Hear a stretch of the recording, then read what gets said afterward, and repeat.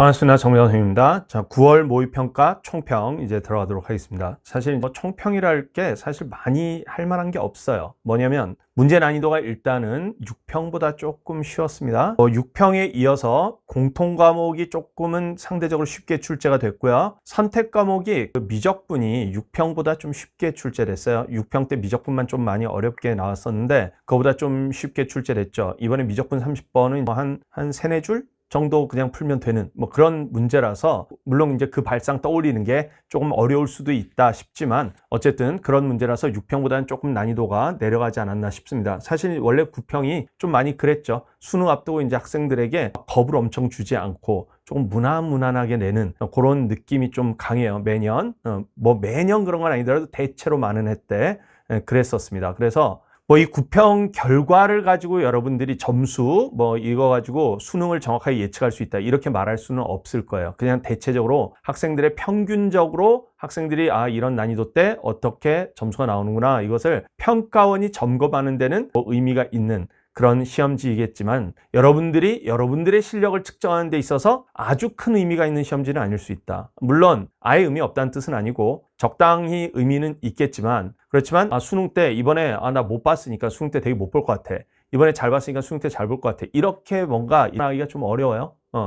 왜냐하면 일단은 수능은 9평보다 보통 난이도가 올라간다는 거. 그래서 이 9평 시험지가 수능 때 그대로 나올 것이라고 예상하면 안 되기 때문에 이 9평 시험의 결과가 수능 때 그대로 될 것이다, 이것은 굉장히 오산입니다. 그래서 여러분들이 이 9평 시험지를 보고 이 9평에 나온 그냥 그대로의 난이도, 이거에 맞춰서 준비를 하겠다 이렇게 생각하시면 수능 때 뒤통수 맞을 가능성 있어요. 사실 재작년 수능 때 좀 그러지 않았습니까? 재작년 수능 때 9평 때 쉽게 딱 나와가지고 킬러 배제 정책 하면서 쉽게 나와서 수능 때 뭐 이렇게 막 쉽게 나올 것 같아 뭐 해가지고 그랬는데 갑자기 수능 때 난이도가 확 올라가가지고 많은 학생들이 당황했죠. 뭐 그런 거니까 이게 9평 난이도에 맞춰서 요 정도 난이도로 준비하겠다 이렇게 생각하시면 좀 안 될 수도 있어요. 요거보다는 조금 더 높은 난이도로 약간은 준비를 하셔야 되겠죠. 뭐 일단은 그렇고, 근데 이게 나중에 수능 때 이게 완전 정말 불수능 수준으로 엄청 난이도가 높아질지 아닐지는 우리가 정확하게 알 수는 없습니다. 그렇지만 제가 6평 끝나고도 얘기를 했지만 확률적으로는 공통 과목이 다소 덜 어렵게, 선택 과목에서 미적분 좀 다소 어렵게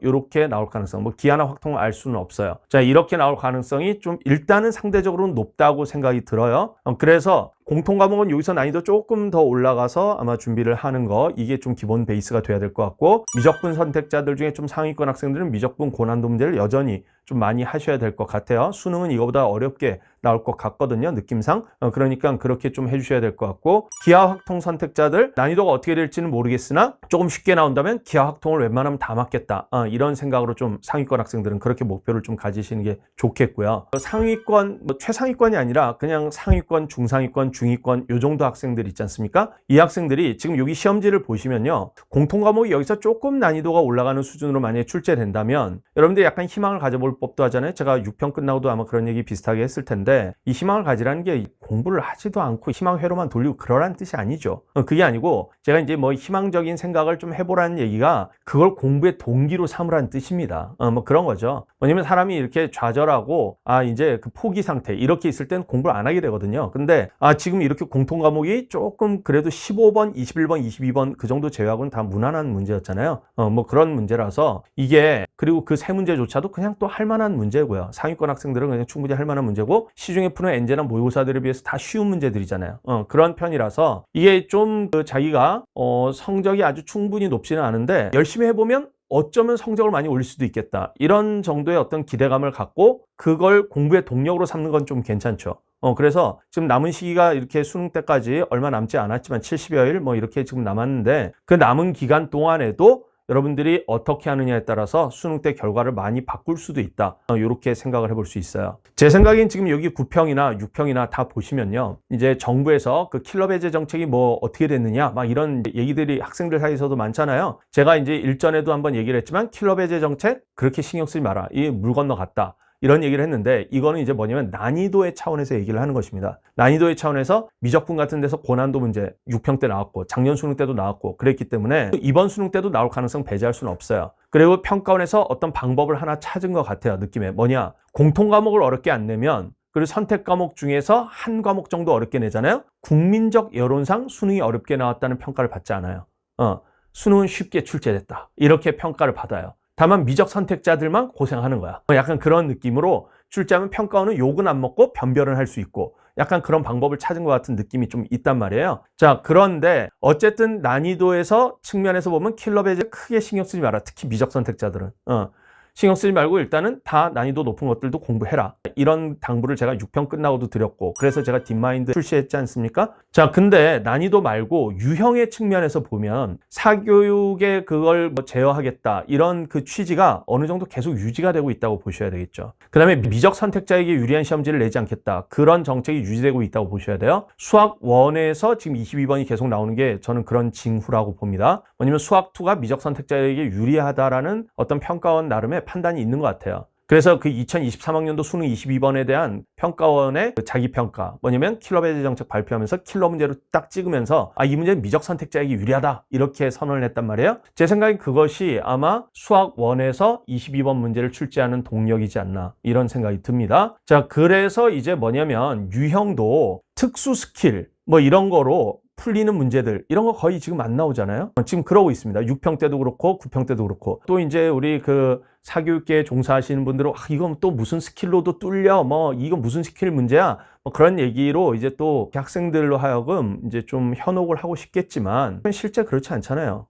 그런 스킬들이 무의미하거나 사실 효율성이 떨어지거나 아니면 좀 억지 적용인 경우들도 많고, 사실 그렇죠. 그냥 여기 시험지들 보면 그냥 교과 개념과 거기서 파생된 좀 응용된 개념들 있지 않습니까? 그런 정도 수준에서 그냥 다 뚫리는 문제들이잖아요. 그리고 그 뚫리는데 시간이 오래 걸리지도 않죠. 계산량이 그렇게 많지가 않아서 시간이 그렇게 오래 걸리지도 않습니다. 자, 그래서 제가 이제 권하는 거는 그 파이널 때 여러분들이 괜히 이제 뭐 어떤 스킬 탐닉 막 이런 데에 집중하지 말고, 제 캐치프레이즈처럼 전공법이 지름길이다, 교과 개념, 그거에 기초한 응용 개념, 자, 이거에 기초해서 문제를 딱 그 교과 개념대로 그 다음에 수능식으로 딱 정확하게 독해하고 따박따박 풀어나가는 그 훈련을 무진장 많이 하셔라. 그 훈련을 많이 해서 그냥 딱 수능 시험지 봤을 때 이거 그냥 이런 문제 같아, 자, 이렇게 짐작하고 딱 들어가고 그리고 풀고, 이런 식의 그렇게 해줘야 고득점이 충분히 가능하고, 현재 고득점이 안 나온 친구들도 그렇게 훈련을 충분히 한다면 충분히 고득점이 가능하다. 자, 이런 것을 보여주는 시험지입니다. 그래서 지금 평가원의 정책에서 난이도의 측면에서는 킬러 배제, 이것을 너무 믿으면 안 되고, 유형의 측면에서는 그 킬러 배제라고 말하는 것에 들어있는 함의, 사교육의 특수 스킬들을 쓰는 문제들 거의 별로 내지 않는다. 자, 이런 거 아예 안 나온다는 뜻은 아니지만 거의 내지 않고 별로 그거의 중요성이 크게 부각되지 않는다.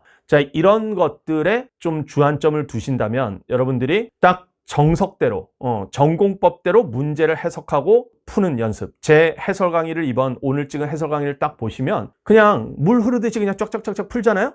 그냥 그렇게 푸시면 되는 것입니다. 너무 멋스러운 풀이 뭐 이런 거에 집착하지 마세요. 제가 지금 전국에서 거의 강사분들 중에 거의 해설 강의 제일 빨리 올리잖아요. 저는 그런 멋스러운 풀이 하나도 안 하고 그냥 따박따박 교과 개념대로 딱 해도 제가 제일 빨리 올리지 않습니까? 이게 속도가 느리지 않다는 거예요. 그리고 특히 이런 시험지에서는 더더욱이나 속도가 느리지 않습니다. 그러니까 여러분들이 바로 이런 방법들, 이런 걸 믿고 그 방법대로 전공법대로 열심히 공부하시면 수능 때 좋은 결과를 얻을 수 있는 시험지다. 자, 그래서 좀 그런 저의 메시지, 이거를 좀 잘 머릿속에 담으시고 해설 강의도 보세요. 제가 해설 강의 때 어떻게 설명하는지. 제 설명을 잘 들어보시면 제 수업 뭐 들으신 친구들, 안 들으신 친구들 다 보시면 제가 논리적으로 정말 촘촘하게 설명하고 있지 않습니까? 항상 매년 그래왔고, 여러분들도 자기 스스로의 풀이에 대해서 자기 확신을 갖는 게 되게 중요해요. 그 스킬 탐닉하는 친구들의 그 문제점이 뭐냐면 자기 확신이 없는데 그 스킬에 이렇게 막 거기 자기도 좀 어떻게 발을 좀 담그고 싶어서 자기 확신도 없는데 막 이건가 저건가 이렇게 하다가 자기 확신이 없는 풀이에서 계속 맴돌아. 그냥 따박따박 해석해서 풀면 되는 것들을 그렇게 애매한 그런 그 관점, 애매한 논리를 가지고 맴도는 풀이, 그런 게 되게 멋있어 보이고 막 그러잖아. 막 직관이 막 작용한 것처럼 보이고, 그런 거 다 쓸데없다는 것입니다. 세게 얘기하면 별로 쓸데없어요. 지금 특히 이런 시험지에서는. 자, 그러니까 자기 확신을 갖는 풀이, 이런 것을 좀 하셔라. 그래서 자기 스스로가 개념대로 논리적으로 딱 설명할 수 있는 그런 풀이를 반복적으로 훈련을 많이 하세요. 엔제, 모의고사 이런 것은 당연히 많이 푸셔야 되겠고요. 지금 사설, 모의고사나 엔제들이 여기 시험지보다는 좀 어렵긴 한데 대체로 그래도 그걸 준비하셔야 되겠죠. 왜냐면 수능 때 난이도 올라갈 테니까. 그렇게 해서 그냥 참고 인내하고 좀 하기 싫은 거 이런 것들도 좀 하시고 이렇게 해서 수능 때 좀 좋은 결과를 얻도록 하면 좋을 것 같습니다. 자, 어쨌든 구평 보느라고 고생 많았고요. 남은 기간 동안 건강들 잘 챙기시면서 또 열심히 공부하도록 합시다. 자, 그러면 수능날 좋은 얼굴로 만나도록 하겠습니다. 자, 이것으로 총평 마치도록 하겠습니다.